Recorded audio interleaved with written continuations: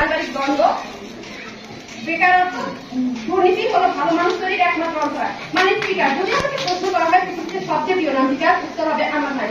একজন মা যখন সন্তানকে ধীরে ধীরে বড় করে তোলে, আর সেই সন্তানই যখন মাদক গ্রহণ করে বড় হয়ে মাদকের কবলে লুটিয়ে পড়ে, তখন তার ভরা স্বপ্ন ভুলো হতে যায়। তাই তো বলছি, যে মুখে ডাকি না সেই মুখে মাদক না।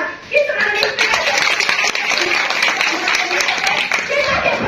তখন কোথায় থাকে সেই সামাজিকতা, কোথায় থাকে সেই ভালো মানুষের তার মুখ।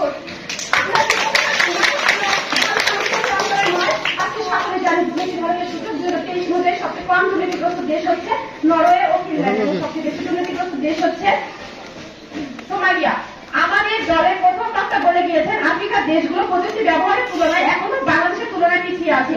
আজকে আমার প্রতিপক্ষ দলের কথা অনুযায়ী যদি মোবাইলের প্রযুক্তির অপব্যবহারে ভালো মানুষ তৈরির একমাত্র অন্তরায় হয়, তাহলে দুর্নীতি নামক অসামাজিকতা সোমালিয়াকে বেশি কেন প্রতিপক্ষ দলের বন্ধুরা? আশা করি প্রশ্নের উত্তর দিয়ে যাবেন।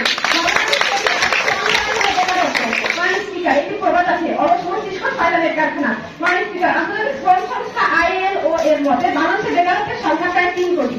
বেকারত্বের কারণে যখন অনেক যুবক হতাশায় মাদক গ্রহণ ও বিভিন্ন অসামাজিক কাজে জড়িয়ে পড়তে পারত, ঠিক সেই প্রেক্ষাপটে দাঁড়িয়ে ফেসবুক 16,000 তরুণ তরুণীকে অনলাইন মার্কেটিং এর প্রশিক্ষণ দিচ্ছে। আবার কিন্তু আজ কৃষি প্রযুক্তি সহজ থেকে সহজতর হয়ে উঠেছে এই প্রযুক্তির মাধ্যমে। এছাড়া আমরা অনেক তন্ত্র থেকে টেলিমেডিসিনের মাধ্যমে সেবা নিতে পারছি এই প্রযুক্তির মাধ্যমে। ম্যালেরিয়া, যক্ষা, করোনা ভাইরাসের মতন প্রাণ নষ্টকারী এই রোগগুলোর প্রতিষেধক কিন্তু আবিষ্কৃত হয়েছে প্রযুক্তির মাধ্যমে। বিশ্ব স্বাস্থ্য সংস্থার মতে প্রতি বছর প্রায় 3 মিলিয়ন মানুষের প্রাণ বাঁচায় এই ওষুধগুলো এবং অধিক মানুষের কর্মসংস্থান তৈরি করছে আমাদের এই প্রযুক্তি।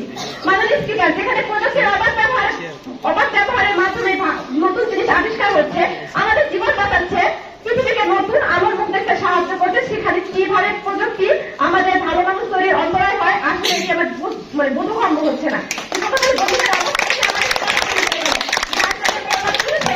প্রযুক্তি আজকে আপনাদের সুবিধা আছে কত কিনা করছে, কিন্তু শেষ পর্যন্ত আপনারা সেই প্রযুক্তিকে দায়ী করে চলছে। আমার তো মনে হয় আপনারা কোনো অন্যায় কাজকে লোকানোর জন্য বাবার প্রযুক্তিকে দায়ী করে চলছেন।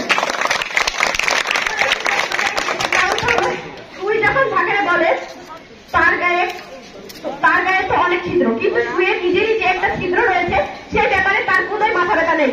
ঠিক তেমনি হয়েছে আপনাদের অবস্থা। মোবাইল কি মানুষকে তৈরি করেছে নাকি মানুষই মোবাইলকে তৈরি করেছে?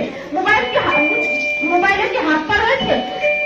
বলছে আয় আমাকে এই কাজে ব্যবহৃত কর, এই কাজগুলো আপনাদের মানসিকতার কারণে করছেন আপনারা। আর যদি আপনাদের মানসিকতা ঠিক হয়, আপনারা যদি নৈতিক মূল্যবোধ আপনাদের ভিতরে থাকে, তাহলে অবশ্যই আপনারা ভালো দিকে যাবেন, কখনো খারাপ দিকে যাবেন না। আজ অনেক তরুণ তরুণী আছে যারা প্রযুক্তিকে ব্যবহার করে কিন্তু অনেক বড় কিছু করেছে, কিন্তু আপনাদের যদি মানসিকতা থাকে শুধু নিজের দিকে, তাহলে আপনারা নিজের দিকে করে থাকবেন সারা জীবন। স্লোগান ছিল বদলে যাও, তাই তো মাননীয় স্পিকার, তাই তো বলছি প্রথমে আমাদের মানসিকতা ও দৃষ্টিভঙ্গিকে বদলাতে হবে, তাহলে আমরা প্রযুক্তির মাধ্যমে আজ পুরো পৃথিবীকে বদলাতে পারবো। ধন্যবাদ মাননীয় স্পিকার, ধন্যবাদ।